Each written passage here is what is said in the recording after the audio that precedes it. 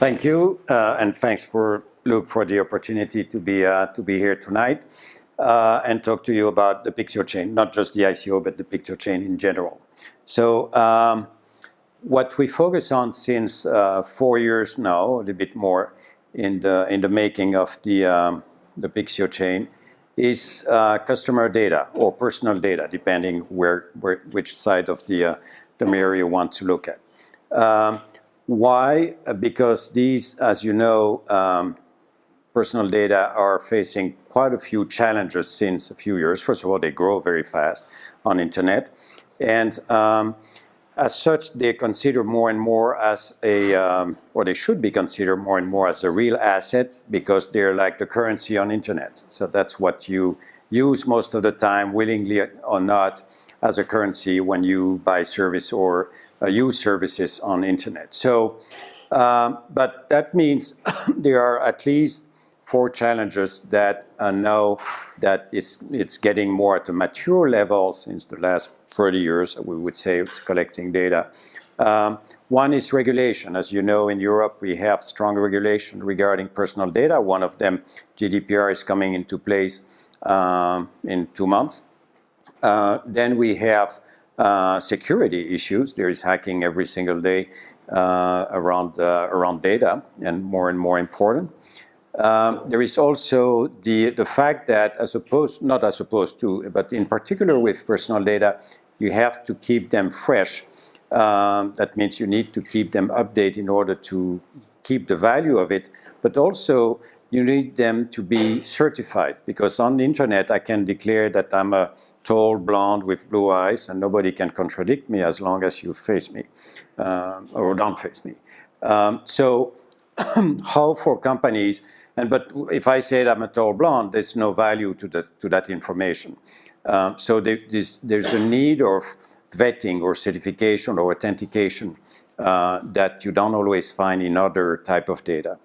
And last but not least, if you look at the economy of these data, it's mainly business collecting these data and other business buying them. You as an individual, except when you're the product, as we say, without wanting to be the product, you kind of out of that economy. So how do we eventually set up a platform where you will be maybe not the center of that economy, but part of that economy, at least through regulation giving your approval for collecting the data or using the data. That would be the minimum, but maybe also later on getting part of that economy, and that means maybe getting paid for sharing your data or whatever. We're not here to impose a model, but at least provide a platform where you can solve that or include the customer. So we're really into a sort of B2B to C triangle, and each way working. And for the moment, we are addressing mainly these issues for bank and insurance industry, mainly because they're not because they're facing more problems, but because they had more money to pay us to solve their problem. And as a startup, you need to make money very quickly. So that's why we start to work mainly for bank and insurance. And now we're moving towards the healthcare industry. We're moving to the HR industry, education. I mean, you name it. There's a lot of verticals where we can work. Briefly, if you're interested into that, the technology we developed initially was not blockchain. Because blockchain available when I start to look at that 6-7 years ago now was open blockchain, the one from Bitcoin and then eventually Ethereum. But these are open blockchain. That means they don't work for privacy, not quite. So that was a little bit of a contradiction. So we start with a layer that we completely redeveloped of a peer-to-peer system, so a peer-to-peer network like we used to have in a few decades ago. And then on top of that, we developed a lot of different protocol of securities, obfuscation, encryption, et cetera, et cetera. And then eventually, one of my now co-founder came up with the idea of permission-based blockchain. So it's not an open blockchain, it's open in a certain environment where in order to play into that chain, you have to be allowed. That means it has to be based on a permission. So it's inside, it's an open blockchain. Outside, you cannot get in. And that allows us to control several features of the, keep the benefit of the blockchain, but still control, first of all, the location of the data, the consensus, all the different stages of the consensus, the performance of the, so we don't have to do proof of work and proof of stake, etc. I'm not going to go into these details, etc. So that's what we have now turning in a few of our clients. So we have few clients, including one large one's called the BNP in France. That's a very large bank. And we have the bank, so the retail side, we have both the brick and mortars, and now we are starting to work with their mobile bank. We have their credit, not department, it's actually a subsidiary, very large, called CTLM. And now we have also their insurance branch. So we have a lot of these just at BNP. And now we're starting to work with most of the banks in France in that topic. Last but not least, so we start an ICO, an ITO, as we should say. When is that? October, November, thank you. November last year, it feels like a few years ago. The very complex world, very complex ITO as well, because as you know, regulation are changing, markets changing extremely fast, volatility of the currencies as well. So it was a little bit of rock and roll, which is fine for my generation. But now we are almost at the, more than the end, the middle of it. So you can go on the website and look at it if you want more detail. Part of that ITO was eventually the partnership with a large Chinese company called NEO. It's the biggest blockchain in China, and we didn't start the discussion with them because the ITO, but because it takes time in China to make deals. We eventually got them also being partners on the ITO in a way that they purchase a large amount of 4 tokens, which was nice. And also now they're marketing the ITO into among the NEO community, which is good. It turned out that we are setting up a subsidiary in China, not because them, but now they're going to be also, of course, a good partner for us. So it's 2 separate chains, but we're building bridges between the chains. That's it so far. Could you maybe talk more about what does PikcioChain really do exactly in terms of the coin exchange, etc.? What is it used for? So, or specific PikcioChain. So in the solution we're providing, the PikcioChain will play the role of third party, because the data are not on the chain, of course, otherwise again it would be contradictory with the privacy rules. But in the basically in the ledger that's visible and readable by all the members, you will have the different location of the data, all the roles of privilege that can, or the access control basically. And then, and that's probably more important, and of course the record of all the movements about that. So that's for the compliance issues. You can say that this individual has to remove that data, etc., etc., and you have all the records of that. So you can oppose that to regulators. But more important, so to speak, at least for us, is that you also the producer of the data, or not of the data, but or the certificate about the data, because that's what I remember. That's what I introduced. The data needs to be kind of certified. Whenever a certifier or somebody that brings some credential about this data does it, it's of course encrypted in the block on the chain, the certificate, and it can give a value. And so a value literally saying that's worth 5 francs or €5 or 2 or whatever, or a piece of chocolate, doesn't matter. They can decide a value. So now the user, and I can go more in detail that, but the one that in the chain wants to use that certificate for onboarding, for fighting against fraud, or many reasons for that, will pay, accept or not the value, and pay back the one that gives the certificate. And that's also in the chain. So the sort of clearing house is also in the chain. And these purchases are made by the token. Can you give some examples of that? Yeah. So, for example, to come back to BNP. BNP, the very first use case they had was a kind of basic supply chain issue. They do KYC. You all open accounts, bank accounts. You have to give a lot of documents, prove a lot of things, etc., before you can open an account. We just opened one here not in Zurich, in Lausanne. It took 2.5 months. So it does take a long time to open an account, and you have to provide a lot of things. That's called the KYC process. It's know your customer. They check database outside to make sure you're not a bad guy, etc., etc. That costs a lot to banks, but they have to do that according to regulation, and they have to do that in the world. Almost every country has to do that. Otherwise, you're on the wrong list, and you don't want to be on the wrong list. So that has a cost. It turned out that because legacy, because that's the way computer science works, each department has its own system. Of course, it would be too simple to have one single system. So if you as a customer, now you open the bank account, but if you want to apply for credit, you have to redo the whole process. And if you not just want to credit, but also a mortgage, same thing, etc., etc., which sounds stupid, but it is the way it works in most of the banks, and we've seen a lot of banks. So that means that the bank repeats that process all the time. That means the costs incurred by that process is repeated. So there's huge waste. It's a supply chain issue.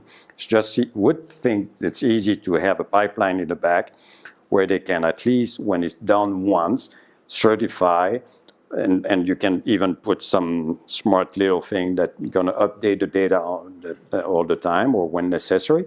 Then the others can use it if they have the right key. So that's what we provide. I mean, it's very, very simple application of what we do, but that was how we got in the door. Now they realize, oh, that's great, so that we can do that internally. Yes, you can. Now the credit department or the subsidiary say, oh, can I use that from the mother company? Yes, of course you can. So we open the gate there. And they say, but that's interesting for us if the customer applies online, because then that's most of the credit now are made online, or at least credit requests.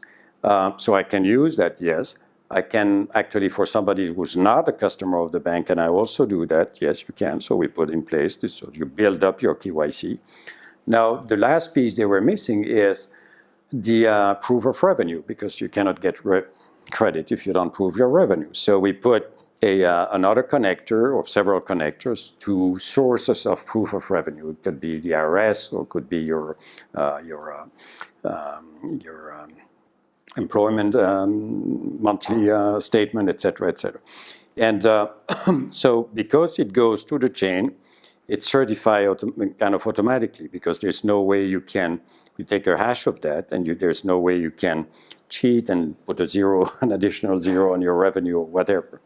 So then these credit providers say, well, our clients are actually big companies, the big retailers that we're providing the credit for their customer. So could they use that? I say, yes, they can use that. So now when a French customer from that bank with their Piccio ID comes and say, I'd like to buy a fridge, and I apply for a credit there, instead of sitting and refilling all the forms, they just deliver their Piccio ID and the whole file, so to speak, but not the file itself, because you're the one providing, but the certificate around the file is actually delivered by BNP to that retailer. It could be Coop, could be Migros, anybody. Now, Migros, it's Migros, right? Saves a lot of money doing that, right? No fraud, no risk of mistakes, and no time spent at the store to do it. They compensate BNP for using that KYC. Make sense? And you said something about a Piccio ID, which the customer uses to identify themselves. How does that work, and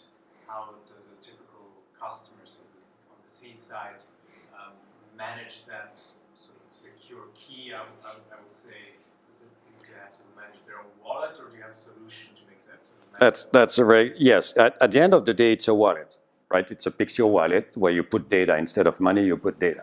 I mean, you still can put money as well, but let's focus about the data. So now there's several security to access your wallet, but for the moment, the way it works for the bank is that they don't want to have an independent wallet because that would be an additional application, etc. They want that behind their own real estate, digital real estate. So we going behind their application and going behind their portal on the web. So the customer comes in there, then there is a space called the Pixio space. I mean, it's not called the Pixio space, but let's call that the Pixio space, where the customer can get in, has another identifier because that's a very secure space. And then you will have access to all your data, all the data that the bank has about you or that you collect. You can actually, and that's GDPR, say, yes, I'm ready, I agree to share that, no share, not with my mother-in-law or whatever. You can decide what you want to do with your data. And that's traceable back to the chain. So the bank cannot say, oh, I never heard about that.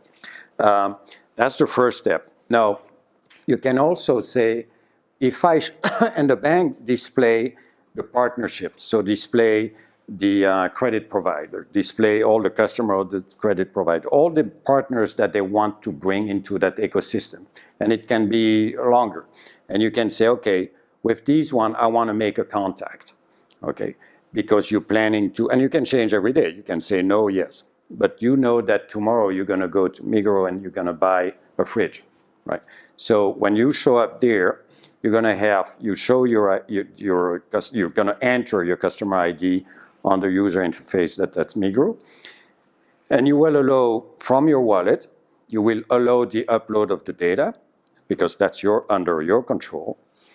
And that will go into the system for Migros.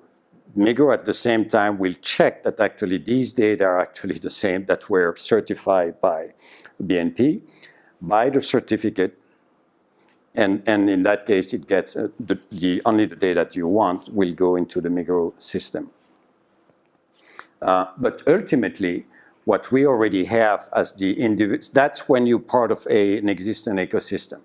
Now, we're also starting to distribute it as individuals. So where you can start to build your own credential and eventually ask your utility provider, et cetera, to put that on the chain for you so you get document certified. And then you will be able to do a little bit like you do on WeChat. You have a QR code and you can scan it immediately. So it's even smoother. Make sense? Not clear in your solution, but how did BNP solve the GDPR issue? What are they doing about the data within the legacy systems? Because you do a clean solution that everybody has a key and then they can allow the bank, but they have tons of data from the past. What are they doing about it? That's why we connect to an API so that your Pixio space is connected to an API to their master database. That's a sort of dream come true. But that's not our problem, right? We connect with what they decide. That's the GDPR database, and sometimes it's actually several databases, to be frank. So it doesn't matter for us because it's pointer. We definitely don't want to have the data coming.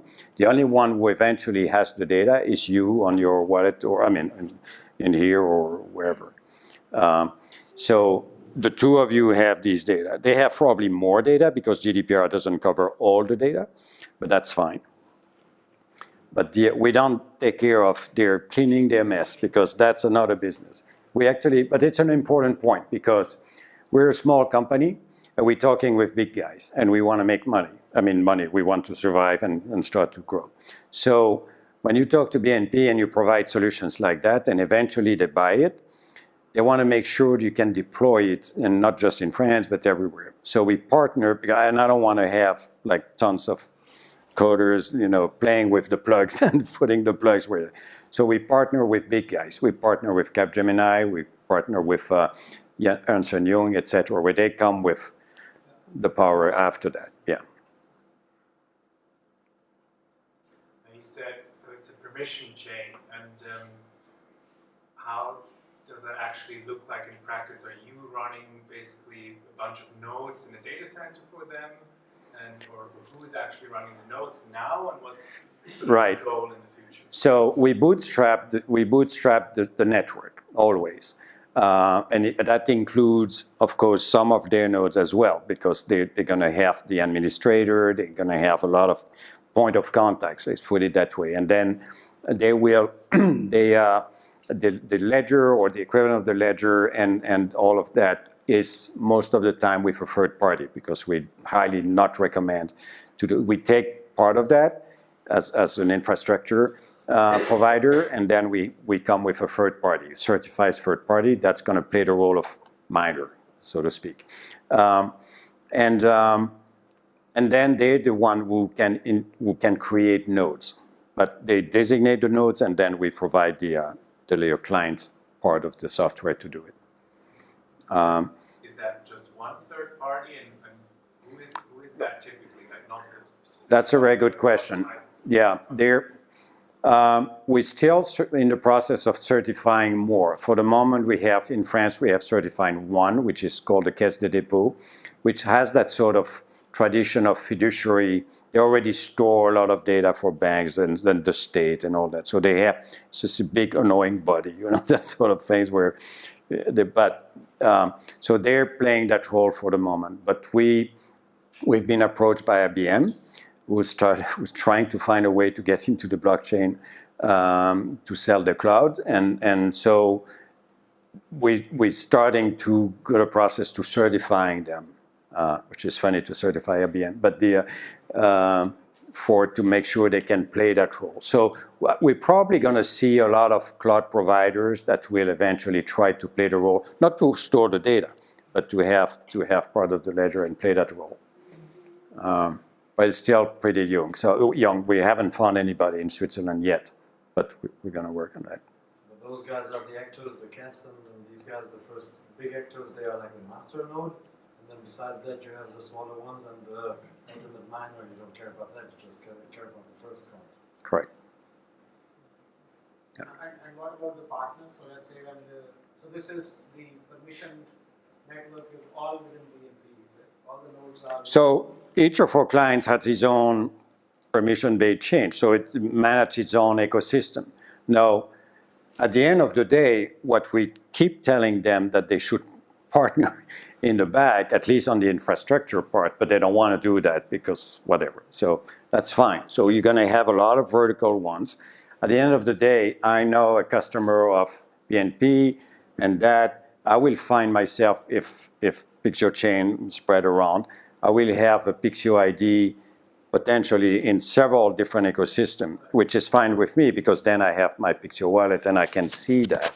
The chain, one of the job we're doing is to make sure that when a Pixio ID is created, it's actually checked if it already exists or not for that particular customer. So you will have, you as an individual, the possibility, if it's allowed, to see all the different chain. Some chain will say no, we don't want to play with anybody, and others will do it.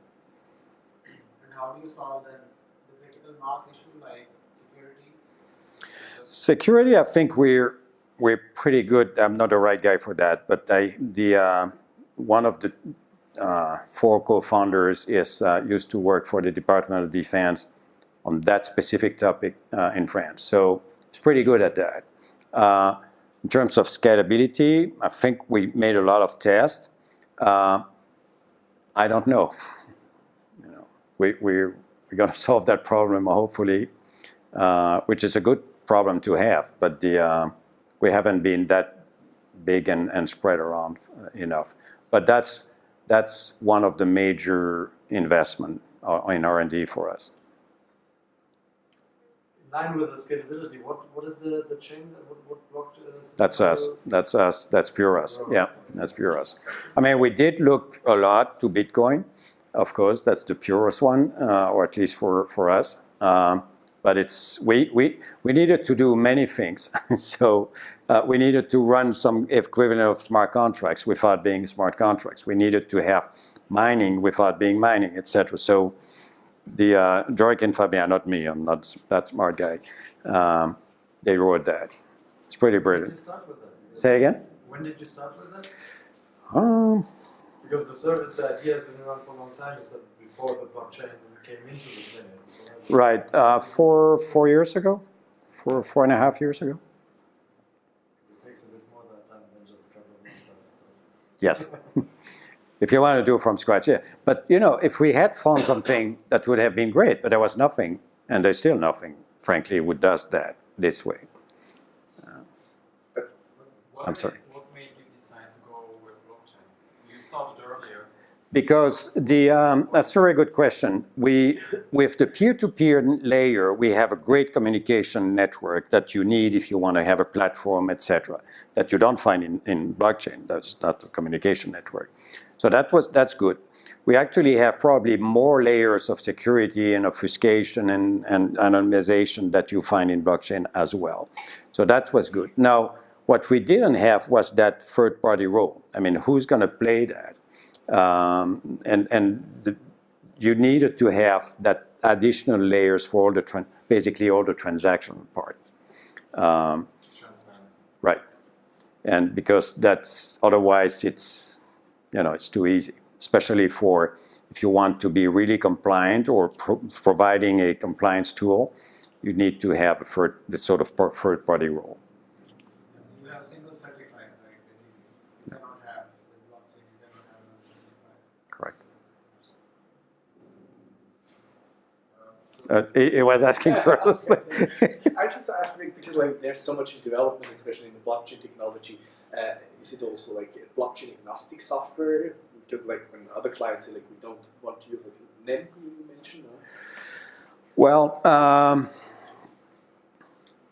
we're working on that. I think at one point, and it's true that partnership with Neo might help, at least with ontology, is that I think at the end of the day, especially when you talk about personal wallet and things like that, we're going to, I mean, if you go to the whole trouble to do that with another format, we should be able to, offer you the comfort to join the under chain and then not to bother what's the pipe in the back.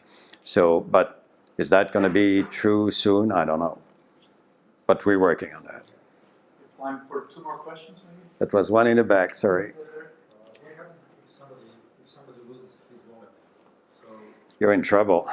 is there a central authority, if you have the application systems? No, you have the option to actually, a little bit like you do in crypto wallet, you have the possibility to save a sort of master key, and then you decide to spread, basically hashed, but then spread your wallet into your trust circle. They don't know it. They cannot access it. It's all encrypted and hashed, etc., but you have a way. And in that case, if you lose it, there's a way to rebuild your wallet eventually. But, Just one more question.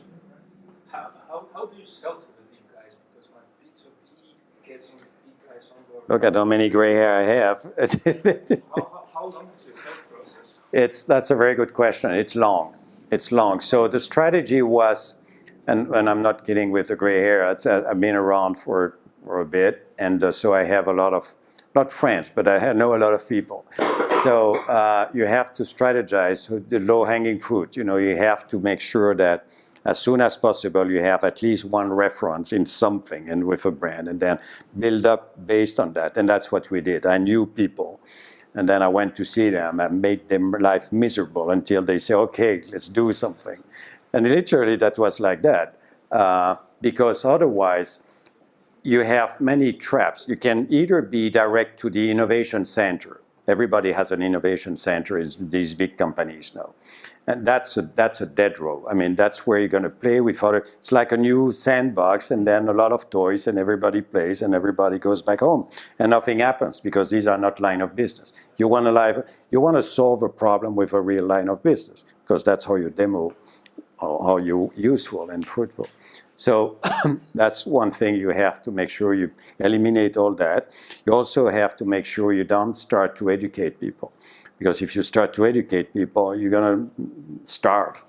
Or you charge as a consultant, that's something else. But for us, we're providing technology. So of that I learned a long time ago. So I avoid these ones, and I really twist the arm of people I was close enough to get, and you build based on that. Otherwise, the sales cycle is minimum 6-9 months to get peanuts. But now that we got the first one, and we can tell the others, look what your competitors has, they all want the same. It's as bad as that, but it's literally like that. Thanks a lot for a great question. Oh, thank you. Thank you, Didier.